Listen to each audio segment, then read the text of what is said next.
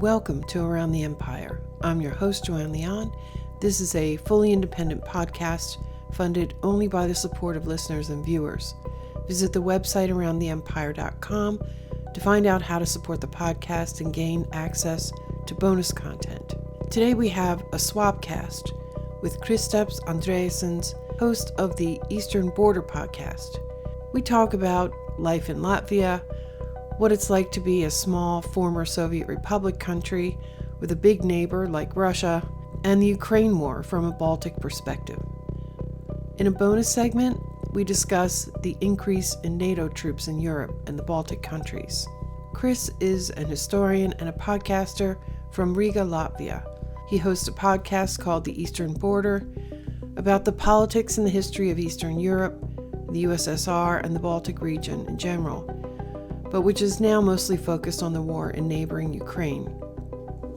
We recorded this on June 29th, 2022. Welcome to Around the Empire.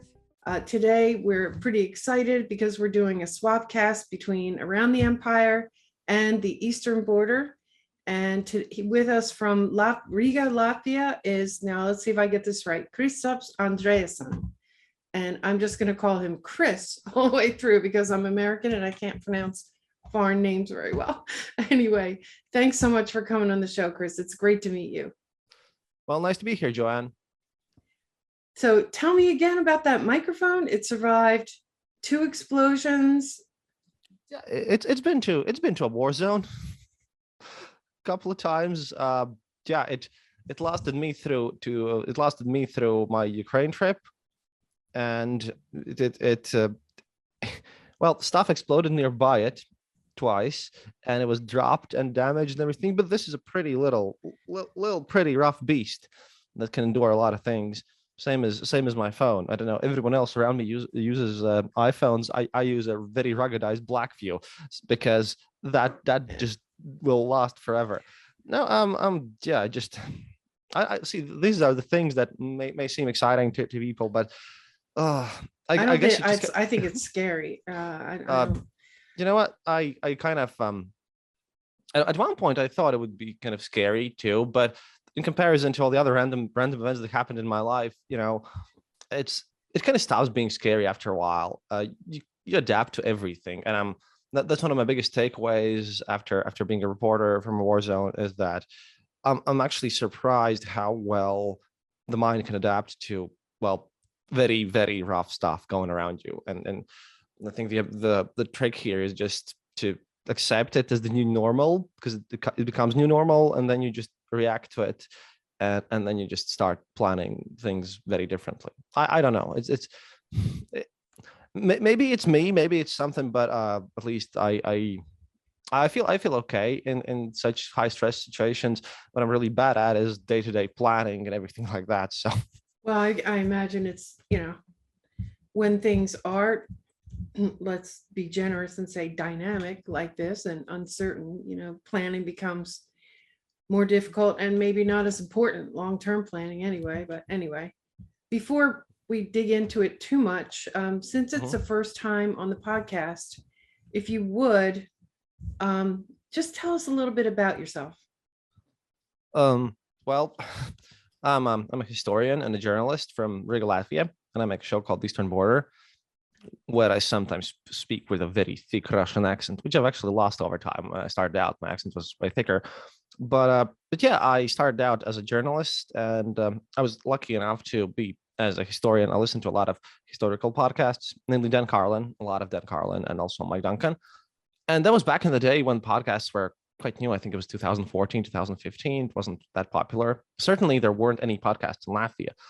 And I was on Dan Carlin's forums back then when they still existed. And I just posted some stories which I've gathered through my history studies. It was basically people's stories about how it was like to serve in the Soviet army, all sorts of crazy events and stuff. And other, stories about general life in the Soviet Union. And then Dan just poked me and told me to make my own show. And I was kind of super shy about that because we Latvians are super introverted people. But as a part of my job back then in the small regional newspaper, I was the guy tasked with writing editorials about foreign events, which also involved a lot of lot of United States stuff, of course. And then I remember on Slate's Political Gabfest, which is also one of the shows that I still listen to, they had a lady, I don't remember her name at all. It was like 6-7 years ago. I don't even know if they got her back at some point. It's just that she claimed to be an expert on Russia and Eastern Europe, basically my region. And she said that she knows Russia very well because she had lived a bit in Moscow, Rublyovka, and then in St. Petersburg. But the problem is Rublyovka is the very fanciest super elite district. That's like someone telling you that they know Los Angeles in the United States because they spent some time living in Hollywood. It's the equivalent of that, which doesn't reflect, well, they know that region, and they certainly had ties with some important people, but by living half a year in Hollywood, you can't really claim that you know everything. And then she started saying things which I know where she got the info from. It was kind of a bit of nonsense just taken from Kremlin's press releases. And I thought, well, you know what, maybe, and I just Googled up maybe some locals were trying to explain, my region's politics and the Soviet history and all this, life from people's perspective to Western audiences, and no one was doing that, literally. And there were like no podcasts in Latvia whatsoever, and I don't even think there were any in the Baltic states at all. So I just started doing my show, and it was a hobby for a long while. And then I don't even know how, but here we are. I've been invited to conferences now, written for a bunch of things, written for a bunch of Western press and everything, and it's turned into an actual job, and I'm here now. So it's been an interesting story and full with adventures, and a lot of good stuff has happened, and a lot of very damaging personal trauma, specifically because of the show and also just related to it. There's been a journey, and at this point in life, I'm in a position where, with this war going on in Ukraine, I feel like I've switched my show over to basically doing what I can to provide good sources of information about the ongoing conflict, because I take a look at those sources which, well, most mainstream media won't cover, since I read Igor Girkin, for example, and that's a guy who used to be the leader of Luhansk and Donetsk People's Republics, so-called People's Republics. He used to be the leader of separatists. Okay. Yes, he used to he's responsible for all the mess that's happening now, in a way, since he started the uprisings with his Russian mercenaries over there. He's also a war criminal, since the Dutch court has he gave the order to blast that MH17 airplane from the sky as well.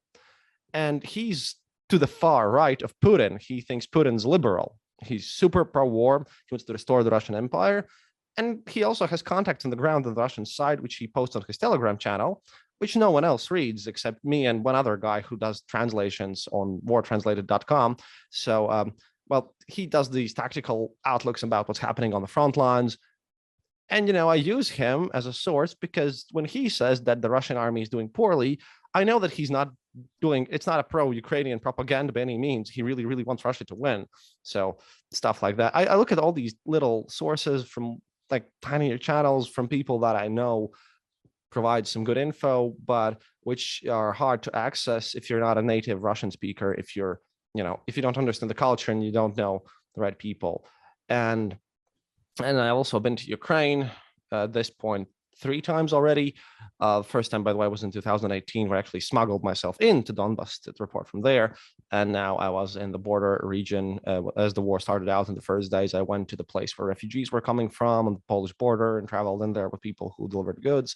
And then I spent some time in Ukraine after that, in Kiev, and I saw Bucha and Borodyanka. Traveled through Odessa to see the southern parts. And I really hope I'll go back to my, more historical, more bit relaxed episodes. Although when you're making a show with title names as Chernobyl and Stalin's purges, and it tends to be a bit less, wholesome and family friendly than a lot of people think it actually, is. But I've also learned a lot about America. I don't think you have much of a choice what you do right now, right? Because that's the thing. Because I feel because I've lost. I think I mentioned this on the intelligent speech as well. This war has struck me personally as well. I've lost 5 people that I know of, two relatives of mine and 3 close colleagues which I have worked with. good journalists who have died in this situation. And it's kind of like with my personal life. I've suffered now from Russian trolls that to basically not fight against all this info that's happening is kind of admitting a loss. But don't worry, it's not all gloomy. It's just that those are the facts, and I have to deal with them, and it's tough. But like I say always on my show, happiness is mandatory. So no, I just balance it out with dark comedy and sleep through the night a bit easier than normal, I suppose. Yeah, the everybody seems to have taken a side in this war, or at least most people that I listen to or have any interaction with. Here at home, not so much, although there are a few houses in my neighborhood where there are Ukrainian flags, or some, like in one case, just someone has ribbons tied around their tree. I was down in North Carolina a couple of times in the past few months, and a few houses away from where we were, there was a house down at the beach, and there was so it's very windy, and these giant flags, one Ukrainian flag and one F Putin flag, which I was pretty surprised to see. Although I mean, you can't gauge population, sentiment based on some flags. But I'm not actually looking up where North Carolina is, because I have no idea. So I just it's about 500 miles south of Philadelphia. It's maybe about halfway between New York and Florida. Yeah. I opened it in maps because, sorry, I'm not that good at placing United States. Yeah. Hey, you've been to more places in the United States than most people, though. So at least you're getting a real look at the country, right? You're not just looking at, like you said, Los Angeles or New York and thinking the whole country's like that. I haven't even seen the whole country. See, that's the thing. There's a stereotype here, and at least the Baltics and in general, the post-Soviet sphere, that there's only two Americas. There's New York and Texas, and everything that's outside of New York is Texas. That's the stereotype that we have here. Yeah, I've heard you say that before. Yeah, I know. It's the kind of, that's how we perceive things. I think it's pretty common. I mean, it's hard. How can you understand everything about a country? You can't. I know nothing about Latvia, really. Well, then, you're the only person I've ever spoken to from Latvia, I think. Although I'm sure I've come across more people that I just didn't know where they were from. But don't worry. I have a way how to explain this. We're about the size of West Virginia, with a population of about 2 million people. Okay. We're not a huge country, so for us, it's really difficult to grasp the sheer vastness of everything. And you get lumped into a region, not really a country, right? You get lumped into a region of the Baltic states. But we are pretty close, because it's kind of interesting, because Latvia's the middle one to your listeners and viewers, but it's kind of ethnically, us and Lithuanians, the guys below us, were the only Baltic countries. There are no other Balts in the region. Everyone surrounding us is either Slavs or Finno-Ugric or stuff like that, or Norse. We're the Baltic guys. Estonians up there, they're basically in the same boat as the Finnish. They're closer to Finnish people more ethnically. However, historically, Latvia and Estonia have been a part of a single country for like 700 years after the Crusades, because we had a nice little crusade declared against us in the 11th century. Also fun. The one in Europe. We were the last pagans of Europe. The pagan traditions are still very strong here. So we kind of tie everything together, because Lithuanians are our brothers by blood, and Estonians are the people whom we've been living together. We're the strange bedfellows who've been like stuck in the same country for prolonged periods of time. So we kind of feel like we're nice neighbors to each other. We don't have this local rivalry going on, at least not from Latvia's side. At least we make jokes about each other, but it's much better than in other regions where the neighbors have been fighting each other for, I don't know, bajillion years, since it's Europe. But over here it's pretty friendly, so it's fine if someone even knows where the Baltics are, since I think more people are going to learn about it soon.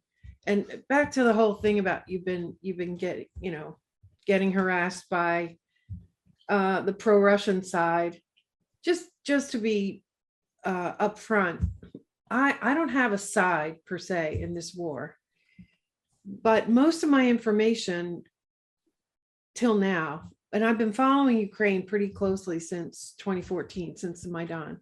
Before that, other than having a few friends from Ukraine, I didn't know much about Ukraine. But most of my information comes from people who have a pro-Russian perspective. I don't know. That's a little too simplistic. Not so much pro-Russian. It's just, and most of my associations are people who are anti-interventionist. So we definitely have different perspectives. But I will say that I strongly oppose this invasion. And I wouldn't say that I still would like to remain neutral, right? Because see, the thing is here, we have different perspectives, but mine has been changing. No, see, the thing is that I admit, and I'm also getting a bit of flack from Ukrainians because Ukraine also has a lot of issues. They have their own issues, a ton of them, mostly corruption issues. Ukraine has, like, the president that was president in 2014. Yeah, he runs a chocolate factory thing, and he's been accused of a ton of corruption things. One thing that I can say for sure that's not the case, which comes out from Russian side of the story, is some sort of, like, when they call Ukrainians Nazis and that they oppress Russian speakers. I've been to Odessa. Literally everyone in the city speaks Russian. It's a Russian-speaking city. You can't get into trouble for speaking Russian because Odessa, all of it on the Black Sea coast, is Russian-speaking. Everything there is in Russian. So that's the thing that the claims that Russian speakers and Russian language is somehow oppressed in Ukraine, that's nonsense. The claims that Ukrainian government, Zelensky has been dealing with a lot of issues and trying to clean up house, but they're going to have a lot of issues to solve after this war. And on the other hand, well, there's a lot of good people in Russia. However, Mr. Putin, who's been sitting on the throne, basically being a czar-like figure since the year 2000, you can just put Medvedev somewhere there on the side. He's not a democratically elected leader by no means at all, and he has his own, like, worms in his head. And I don't want to kind of equalize Russian government with Russians as well, because there's a lot of decent folk there, right. A lot of good people. And the historical stuff, it's a bizarre thing because I've written about this whole thing. Comes from the Soviet legacy, and in a way from the fact that Russia, if they are who they claim to be, that is the kind of the continuation of the Russian Empire, then it's a bit strange that they don't have ties in Kiev, since, oh boy, all that very Eastern history is a mess. Mm-hmm. And again, I admit that I'm against war in general. I don't like this at all. But currently, in my eyes, I don't think that the absurd claims of any Nazism in Ukraine had any basis in reality, and I highly doubt that any super secret biolabs exist there, which have by now, actually, according to Russian media, have been moved to Mongolia. Now you have Mongolian biolabs, which is just excellent. But I certainly do admit that Ukraine also has its faults, and quite a few of them, which they're going to have to deal with. Right now, I'm most concerned about general impact, because again, I don't think that I really wouldn't like to see this war escalate even further to a nuclear conflict, which is what everyone is worried about. That's the biggest issue. Yeah, it's definitely the biggest issue. Well, and obviously you're going to see that better than anybody else. Oh, look, all this. Hey, that's going to be a nice end to the show. I'll be like, hey, bye guys, love to be with you. Boom. Oh my god.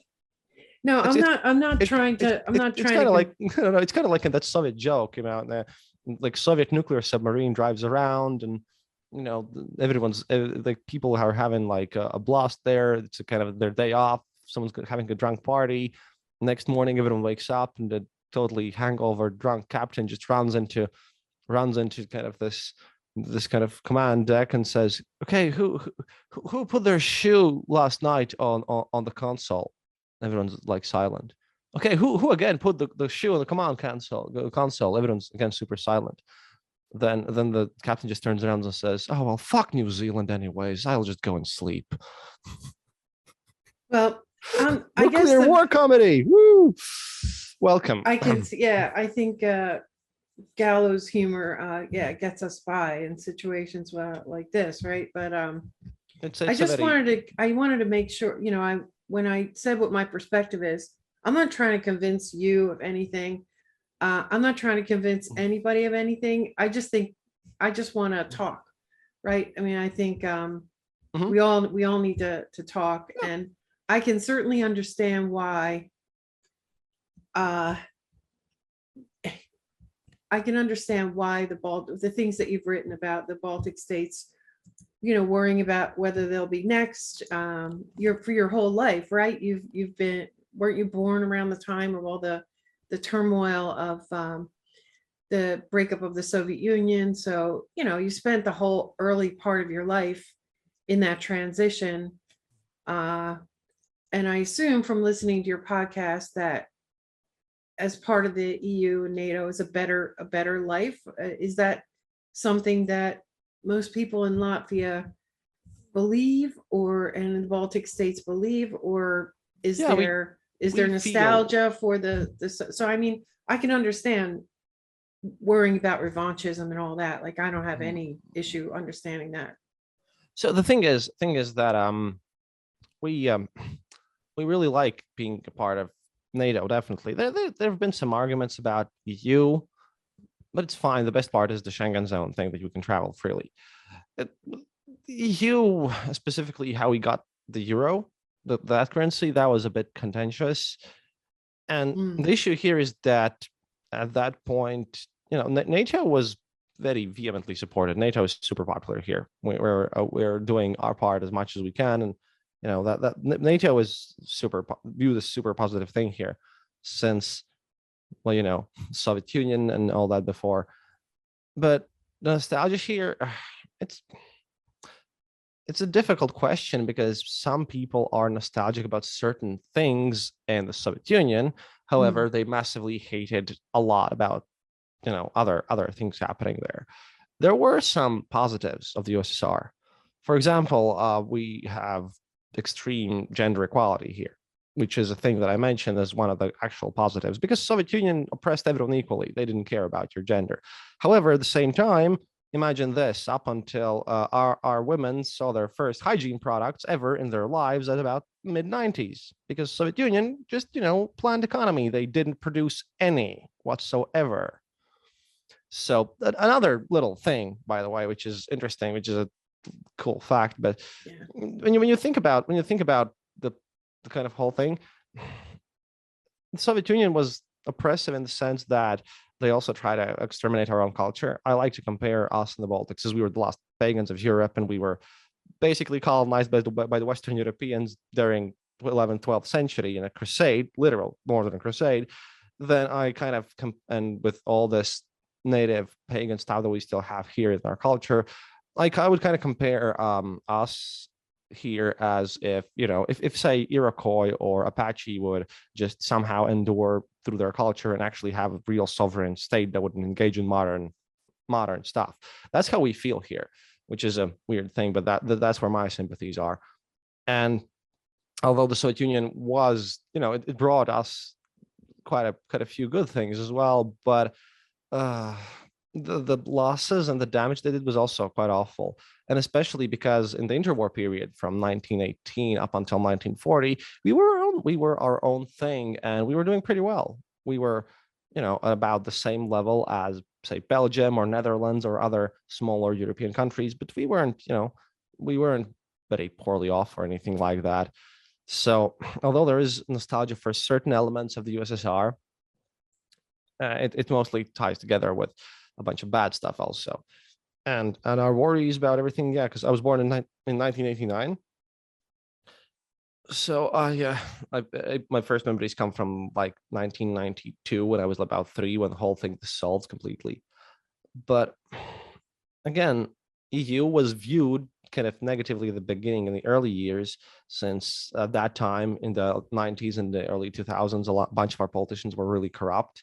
One thing they really messed up was our integration policy, which is why we had these conflicts with our local Russian population, a large part of them, which I have to yell at my own politicians about this. But well, a lot of people actually thought that EU might be just something like the Soviet Union, except in nicer packaging. You know what I mean? And and that was kind of, really weird, and we're kind of confused sometimes about the regulations and the things that we have to do, but kind of makes sense if you think about it. However, NATO, we were all super proactive and very very kind of happy about that, and we were also trying to do our part. Lately, with all the political stuff going on, with all the fake news and everything, of course we have people who've been drumming up weird propaganda nonsense, but at least here in Latvia, at least you can clearly tell that people who are screaming loudest about how evil NATO is trying to oppress poor little Latvia, they're the same people who type about chemtrails in their blog posts. And there's always some people with kind of a slight detachment from reality, but I don't know. I think we're trying to become more Western and trying to fit in everywhere. It is kind of weird. Like, as nothing really, nothing really on this planet is purely black and white completely. Right. There's Definitely. right now, and there's always some arguments and some points to be made. But I definitely think that we are about 85% more pro West than we have than we want to do anything with Russia, especially with current Russia. If they would have, at least in my eyes, if Yeltsin's reforms would have stuck, and if they would have gone kind of a more democratic way, where we would feel that they are not a threat, and they would meddle in our elections, for example, and threaten us with their gas pipes and all this stuff, then probably we would have different relationships. Because it's not like we enjoy being, well, I don't know how to put it, Americanized too as well that much. But you gotta pick out things and sort everything out. Everything's super complex in this globalized world that's tied together, because Yeah, I mean it's a huge transition. You're still in first or second generation of it. So I mean it's a lot of turmoil. I was looking at a map because I know where the Baltic states are and all, but I wasn't all that familiar with uh the details of it. But when this thing happened with Lithuania, when they started to enforce EU sanctions on goods going between Russia and Kaliningrad, of course, then I started looking a little bit closer. And like if you look at Riga, just for people who like me were not that familiar with it, most of the main roads seem on the eastern side go to Moscow, and it looks like you're about equidistant. Maybe you're about 400 or 500 miles from Moscow and about the same from Kiev. Is that about right? oh boy. Okay, you I don't because I you're don't know. kilometers, you're kilometers. I Yes. don't know miles really. Yeah, yeah, But of we're course. in the center of the Baltic countries, and Moscow is not that far by the United States standards. It's super far by Latvian standards, though, because we're a tiny country. Like I said, if you look at Latvia in general on the map, imagine that being West Virginia. Okay, so Yeah, then you can portray things around. and But then actually what I was the question I was really getting to was with Lithuania. They said that they still get energy or electricity, is it, from Russia? Is that also true in Latvia? Like, what are you dependent on Russia for? Energy, uh, food, other I don't things? know. I don't know. Food is pretty okay because we grow a lot of food. Latvia is also 59% forest, so we're forest and swamps, and everything else is kind of agrarian. Our Riga is the largest city by far, and like half of Latvia lives in Riga, and then we have like tinier cities all over the place, towns you could call them, and we're pretty self-sustaining together with Lithuania and Estonia with our food. We can manage that one. It's the natural gas. However, I know that Lithuania has built their liquefied gas storage facility in Klaipėda, which which is where we're going to buy American gas, and we're trying to move away from this because this whole reliance on Russian oil and gas has been a weak spot here because they've been influencing elections and stuff like that.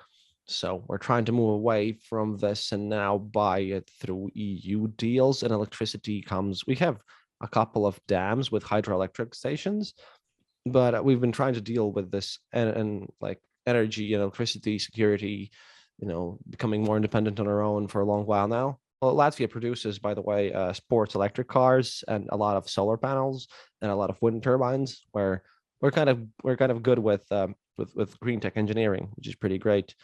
Some of my friends have, by the way, engineered a thing where if you heat up used tires in an environment without air, like like you heat them up, but you don't let the air in, then they could basically extract gasoline out of used tires. Like they can turn it around that way. They're trying now to do some.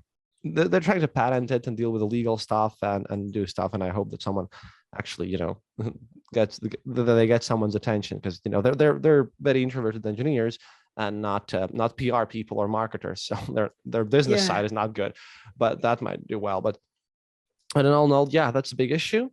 But about the whole Kaliningrad thing, that's a thing. Those sanctions, they hit and they started to be, you had to apply them, but they only apply for like electric goods, and there's a certain list of things that they can't transfer. Like no one's going to starve in Kaliningrad. It's not about food or any such necessities.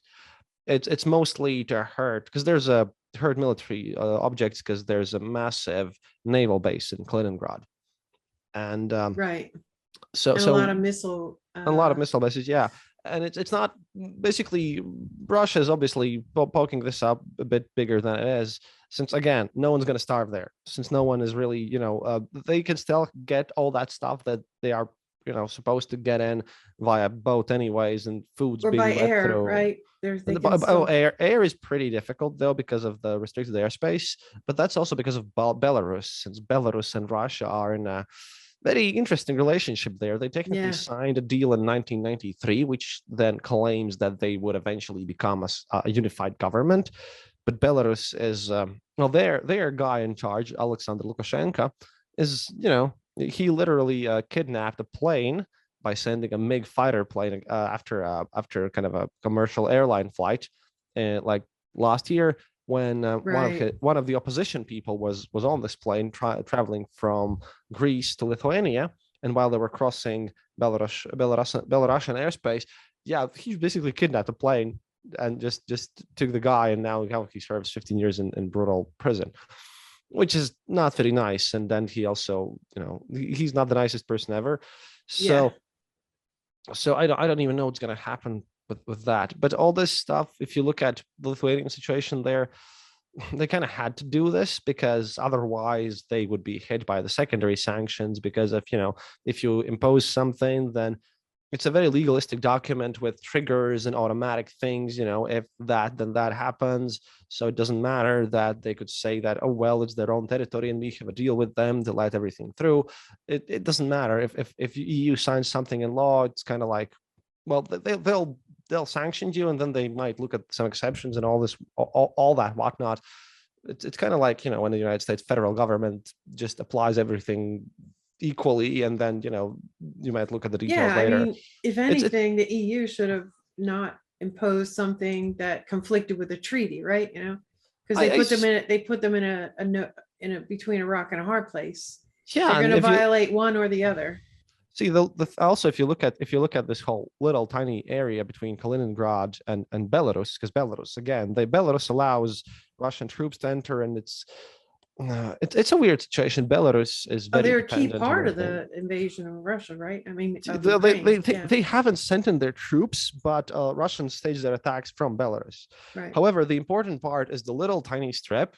I'm just looking at a map between Kaliningrad, Belarus, Lithuania, and Poland. It's kind of this little tiny border over there between Lithuania and Poland. That's called the Suwalki Gap. Yeah, I'm well aware of that. Yeah. And if anything starts to happen in our region, if this escalates, then that's going to be the place where the first actual battles happen, because by railroad, it's about, I don't know, 30 miles at best, if that, because of how close Kaliningrad and Belarus borders are. So all of our training happens there. That's going to be the super hotspot. And right now, that's also the place where they were like sending their train through basically Lithuanian territory and all this stuff. So that's where the train, because sorry for my ignorance, but I was wondering, I was going to ask you how the rail lines run, because I wasn't sure. Well, it runs nearby this corridor, this weird space, which is also the weakest part of all this situation. But again, everything's super complex. So basically, the rail lines run from Russia through Belarus, and then they use that Suwalki Gap area to get into Kaliningrad. Yeah. Oh, that makes it even more of a dangerous spot. And interestingly, as you can see, that's the only land route from Western Europe to us, like the shortest part there. So guess where all it's completely like NATO bases around there everywhere. It's super militarized, as you can imagine. It's technically NATO exercises, a lot of NATO exercises in that area too. Yeah. For years now. Yeah. Then again, well, Russians also do their own exercises, because the Swedes are mostly worried about them, because Sweden controls most of the islands in the Baltic Sea, and they constantly catch someone, some Russian boat or airplane just zooming in and just flying a little bit inside of their territory, then going back. This happens all the time. So it's a kind of a game of a chicken. And also, if you would kind of descale the situation, then I don't know. That's the issue here, since a lot of people in Russia genuinely think that, for example, that the American soldiers stationed here in Latvia are, the soon Russia de-escalates, then America will instantly invade Russia. Though I personally don't believe that, at least not by the current standards. But if there's kind of fear-mongering going on one side, and then the other side, it's about the same. Since Russia has its own like fair share of completely crazy, weird populist politicians. And I remember last year, one of the Russian politicians, and he's dead now, by the way, Zhirinovsky. He was the leader of the he's the leader of the Liberal Democratic Party of Russia. Nothing to do with being liberal or democratic, mind you. He proposed that Arizona should be nuked, just some random desert, just so the Russian side could show the United States what's what, that we can nuke your territory. And he also proposed that in case of an actual war, first place to get nuked should be Iceland, out of all places, because Iceland has a lot of volcanoes, and if we would nuke Iceland just the right way, that would just create a massive cripple tsunami. All of Europe, yeah. No, not Europe. It would it would create a tsunami that would just basically destroy all the east coast of the United States. Oh. Is that Iceland? Is it? I thought you meant like set it off and then the ash. No. He cripples Europe. I don't know where he got it, but we're talking about a man who represents the Liberal Democratic Party of Russia, and constantly was speaking about how totally we should start a nuclear war, because that's awesome. And this also kind of scares me a lot, because recently, in at least Russian news, they are starting to portray this whole escalation towards nuclear exchange as inevitable. And they have been trying to portray this invasion of Ukraine.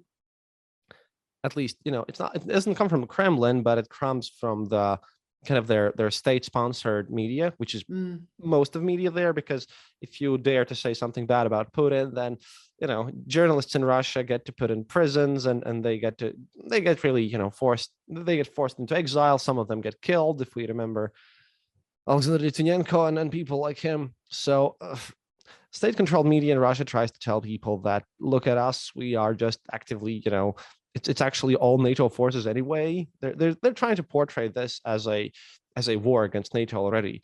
So this is where the non-interventionism comes in, because I think in a way, if NATO forces on the ground, if NATO would actually send some troops in right now, that would be a massive political victory for Putin. I think that he would actually benefit from that, because fighting Ukraine and not doing very well, that's one thing. That's kind of that's a bit lame, so to speak. I mean, but if he could actually legitimately show that he would be fighting against to the whole NATO, then that's okay, because that's NATO, and you can do kind of badly against that. It's kind of I find all of this a bit hard to talk here, because again, I haven't really scripted out my responses here. It's just that geopolitics, the more you learn about them, turn out to be so complex, and the cobwebs that are there, and like and what surprises me most from the historical part is that how much of what's happening today is kind of a legacy of what's happened in the 80s and all that time in the past, and how we're still so tied to everything there. It takes a lot to untangle everything that's going on, and of bizarre things. Yeah, I understand. I hope I make some sense here, and if I speak too much, please shut me up and edit half of that out. No. I mean, no, that's what we're here to do, to talk and to learn from you. So I mean, you're in a potentially precarious situation right now, and I can understand. Well, let me not make any assumptions. I'm assuming, and from what I've read and listened to from you, when the Russian invasion of Ukraine happened, maybe the Baltic countries that were already a bit anxious or worried that something could happen eventually. In one of your articles, you say that a lot of people said that it was an inevitability, right? That Russia was going to try to reclaim these countries again, or send troops over or whatever, but it wasn't an immediate anxiety. It was more of like a long-term simmering anxiety. But when the invasion of Ukraine happened, it became much more acute, right? So people started to get a lot more worried. Is that an accurate portrayal of Yeah, what happened? Yeah, it is, because again, like I said, we've been conquered by mostly everyone here. We have, like, Latvians as a people, we're super ancient, like the Baltic peoples in general. There were 9 Baltic tribes, out of which 4 now formed Latvia and 5 now form Lithuania. So that's the thing. And we're super ancient in this land, because all of our lands here in the Baltics, they're tied to the central river that we have, Daugava, because you can travel from here to the Black Sea, like straight up, because there's, in the Altai Mountains, there are like 2 rivers. There's Daugava that goes upwards to the north, and then there's, I think, I don't remember, it was either Danube or, well, one of the rivers that flows into the Black Sea goes south. And the difference between the place where they start is about like 300 feet or something. It's super close. So when you read in history books about the Varangian guards, who were Norsemen who traveled down to serve in Constantinople, yeah, they entered all this place through here, and we've had like Roman coins and Arabic coins, and this whole place was a massive trade center. And it just happened there. We were the guys who lived at the northern entry to this massive trade route. However, well, it's always fun to learn in history books that, yeah, technically we only exist until since the Christians came. This is also a fun story. So we've always had a bit of contentious attitude towards the West. And I'm saying this because it was mostly German and Swedish crusaders who kind of came up here and, became our landlords through brutal divide and conquer strategy. Again, just the same way, we really couldn't make a single united tribal alliance. So what they did is just ally one tribe fight another tribe, betray them. Typical stuff. How, well, you would later centuries, you would see the same, basically colonial conquest policy enacted everywhere else.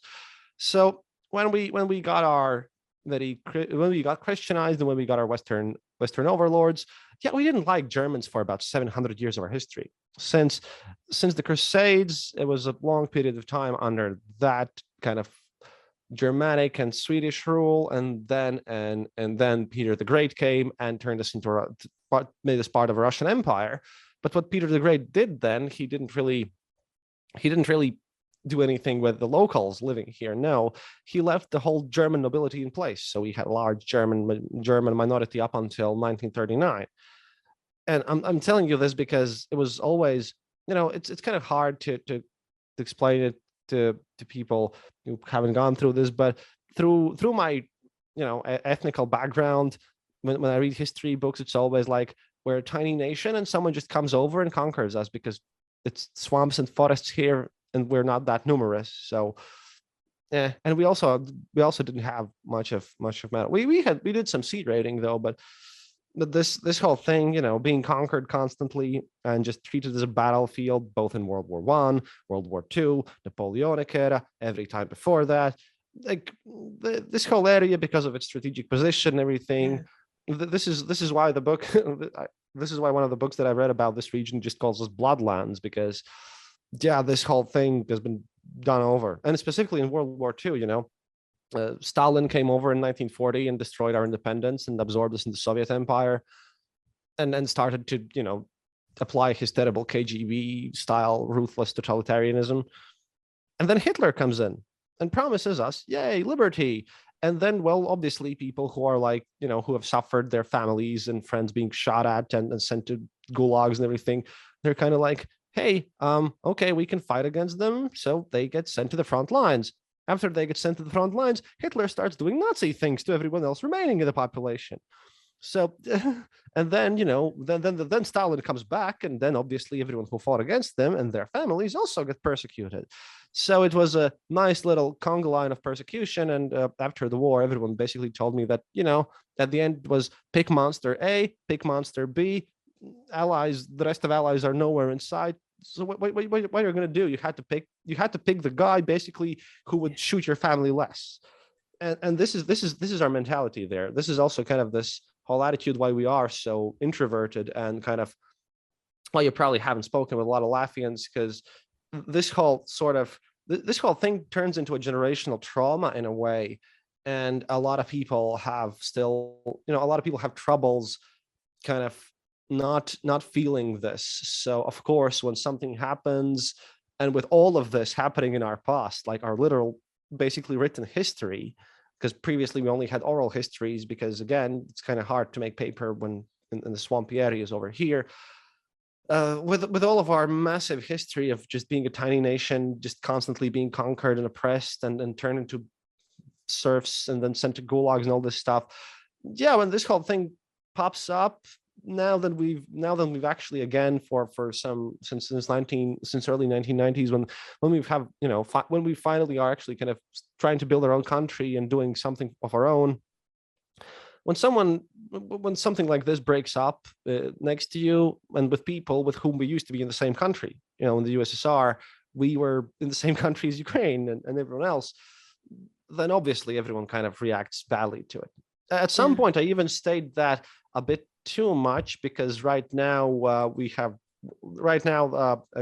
are a lot of signatures were kind of collected, and now we have plans to kind of demolish some Soviet era monuments which are still in place, of which I find kind of controversial. I think that some other things should be done about this, because again, you just have to be rational at some point. But yeah, I definitely kind of, every time something like this happens, every time there's a conflict nearby us, and every time the threats again get real, then all these historical scars get just torn up once again, and people just start to remember, wait a minute, this is what my grandma told me, this is what her parents told me, and all this stuff just comes up again. It's kind of like, I like to use the metaphor of a bit of abusive relationship. We've been the abused side by our neighbors here in the Baltics, by, well, everyone bigger than us. So we kind of are looking still to find our own place in the world, to find our own agency. And even though we're in the EU and NATO, we're still kind of very uppity about our national identity, stuff like that. Yeah. So that is why we tend to kind of react and be more paranoid than everyone else. But hey, I'm trying to explain to you why Baltics are always constantly paranoid these days, because that's the thing that we're kind of just used to historically. Not and a lot of people here also are very kind of wary and afraid that, if something happens, it's better to be just prepared ourselves, Because again, I've heard so many times this statement, well, should we go to a war for, Latvia? And then me sitting here in Latvia, hearing this example being used is kind of like, I mean, war is bad, but I'll just better go and pack up some canned food or something and prepare. Yeah. Sorry for the super long explanation. It's just that No, it's no, I appreciate it.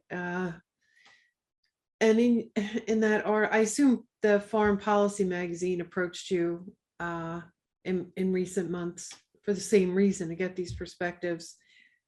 In your article from back in January, you were talking about this, where you say the Baltic states have been worried about their relationships with their eastern neighbor and former occupier since forever.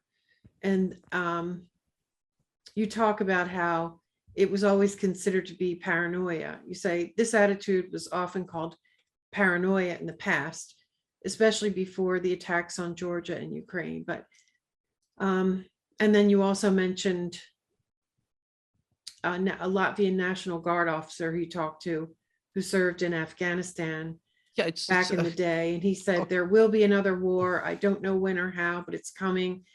It always has. And until something truly spectacular happens in Russia, it always will. And so you were considered to be, by some people anyway, paranoid, but it's not looking very paranoid right now. Yeah, it's kind of interesting thing. Also, a National Guard is the closest thing that I can appropriate in English. We call it zemesardze.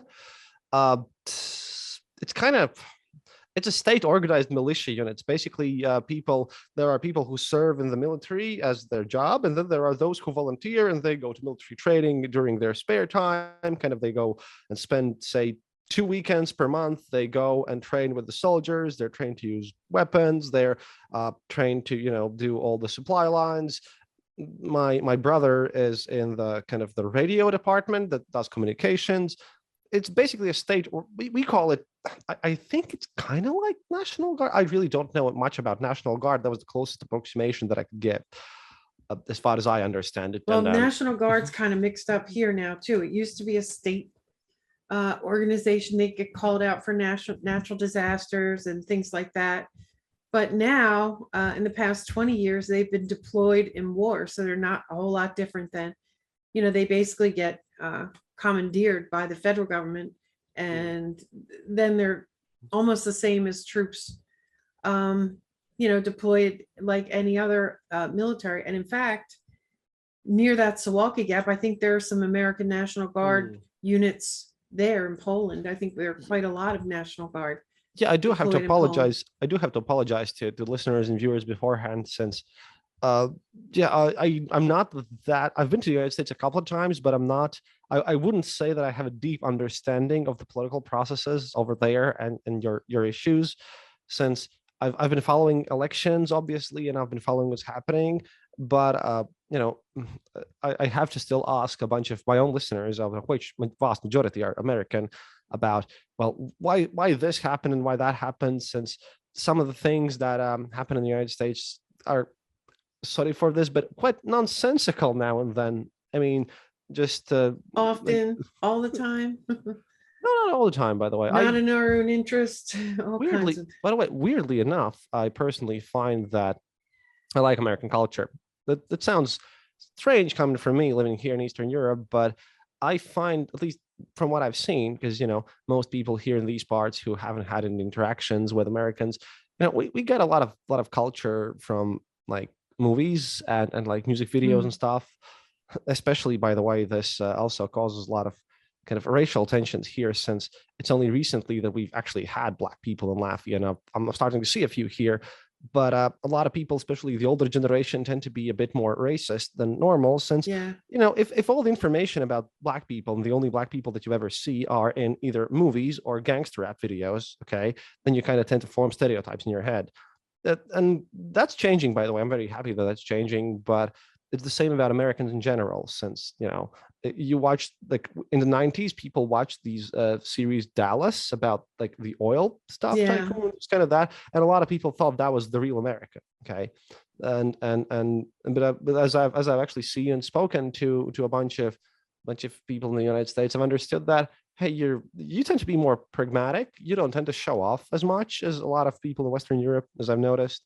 And in general, I actually don't have much, like, I don't have a lot of bad things to say about Americans. I find you weird sometimes, but one thing that I really like about you here, like about you guys, is that over here in Latvia, if someone just comes, if you start talking to someone in a line, then you are automatically very worried that they're going to scam you. And if someone tries to be helpful on the road or something, you're also quite worried about that, because we've been trained since, because that's what totalitarian regimes do to you.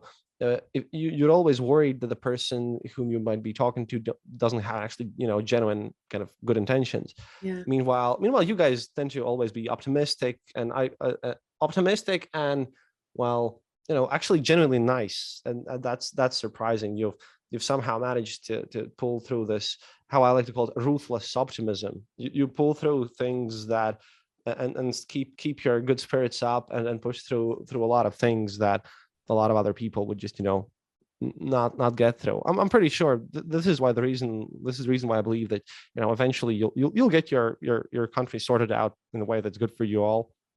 So I hope so. Fun. It's looking pretty gruesome at the moment, but I guess that's another topic. The economics. I'm just saying that if I use some comparisons with the United States, then that comes from my vague understanding of the topic, and that it's not a thing that I know that much about. Definitely not enough to talk about on a show. No, I'm glad to hear you say that. I think there is a lot of perseverism, people who work hard, and even if they're struggling, they'll find a way through.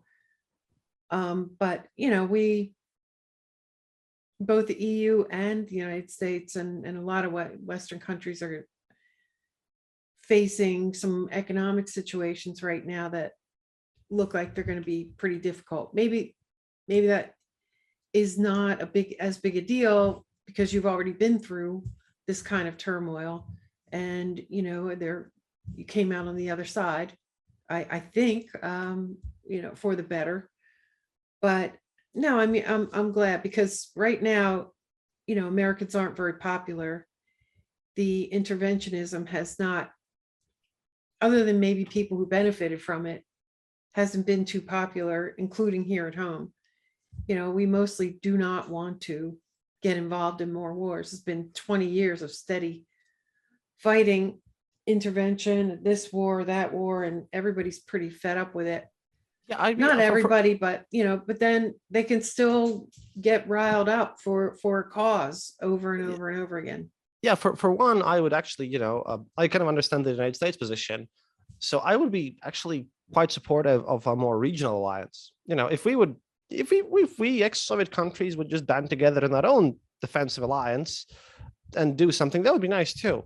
The problem again comes to nukes, because to do some deterrence, we would have to build some, and then that opens a whole new can of worms.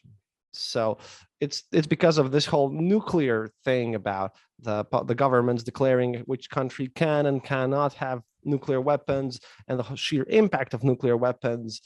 That's the big issue here, and this is also the reason why a lot of people are complaining that the United Nations Security Council is basically useless, because every time everything gets vetoed anyways, and it has shown time and time again that it does not prevent wars at all. And if a party decides to do something, then not much can be done about it. But again, like, this is kind of the thing. This is the issue here, because well, I don't know if we would be, because if we are talking about defending ourselves and preparing our own securities, then in the modern kind of military security sphere thing, we would kind of have to have even if a joint control of them or something.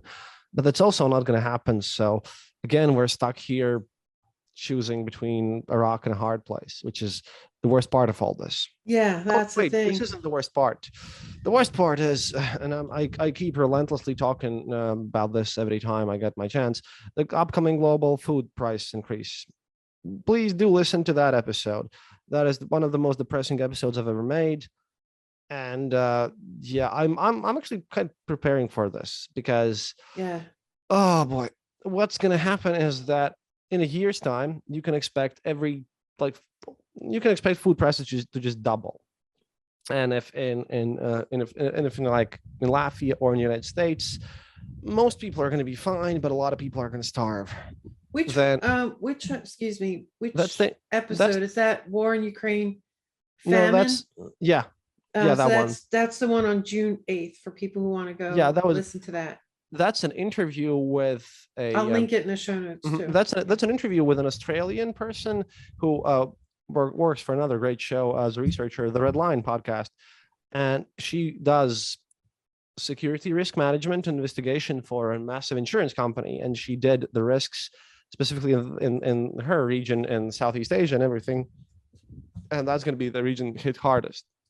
And it's already happening, since if you look at the little country Sri Lanka, like the little island just south of India, they already have a massive failure of everything, and prices are going up, and people are complaining about, like, say, prices increasing already for, say, fuel and oil. But we're going to see a lot of poor people starve, and that's going to hurt everyone, since it's not just about Ukraine's and Russia's massive roles in the world as providers of wheat and corn. It's also about the fact that they provide a ridiculous amounts of fertilizer, out of which Yeah. are all, and the fertilizer prices at the moment that we recorded that episode, already by these 3 months, at that point 3 months of war, had already quadrupled, had increased by 400%. And that's just going to go up, since poor farmers in more like developing countries, when you're looking at a lot of Africa, you're looking at places in South America, you're looking at Asia, and places where a lot of people live.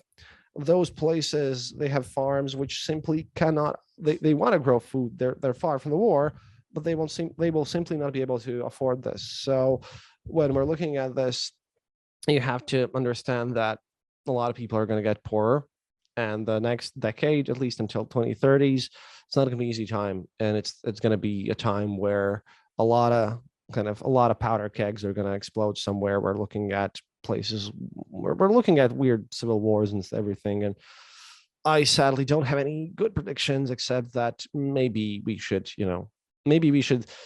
just in general stop fighting for land and just come together and try to Yeah. solve some issues. Because my other hobby is, I'm a sciencey guy, and I listen to a lot of podcasts and watch YouTube videos about space exploration, and how stuff about Fermi paradox, and like I watched James Webb Telescope being launched live. And when you look at all these sci-fi shows in the future, you understand that, well, we only have a future if you understand that we're actually just one people, all of us here, me in Latvia, you in the United States, and I don't know, random listener in Japan or whatever. We really should try to move towards some sort of more unified approach to everything, and kind of a weird hippie-ish look, I suppose, but that's kind of in my blood. We're very pagan and traditional people here, very tied to our ancestral land. Like I said, that's why I mentioned the comparison to Native Americans. And if you have Native American people listening to this, or watching this, then hey, we in the Baltics, we kind of understand your feels by a sheer kind of similarities of our history here. So I just wish that we could take a perspective that is just more about the common man, and that's what definitely. that's what moves me the most, is what's happening to people, just average everyday people like us, who are just trying to, we don't want a whole lot, we just want to have a decent life. We want to we're not driven by greed. So those are the kind of people that I am most concerned about, and is what has changed. I guess it's what motivates me most about the situation in Ukraine. I'm really torn. I don't think that the NATO expansion was the best thing in the world. I think that it was bound to end up in a clash like this. On the other hand, I sympathize with people where, like people in the Baltic states who feel a little bit less, feel like they'll have some kind of protection, if they are invaded again, that kind of thing. See, if the people with power would have come up with a better solution, if they had actually cared to maybe think about, because like I said, even like this regional alliance, it could have worked. There could have been other solutions as well to our problems and yours. It's just that in a lot of cases, and especially since we had our COVID epidemic, turns out that a lot of politicians just like to disregard what say experts say on the matter, and sadly the common man gets ignored, whether or not you build a Soviet paradise or you build land of the free or land of the brave. It's the common people who eventually have to pay the price for everything that you've got, and suffer as well for the consequences. Get thrown into the as cannon fodder as well.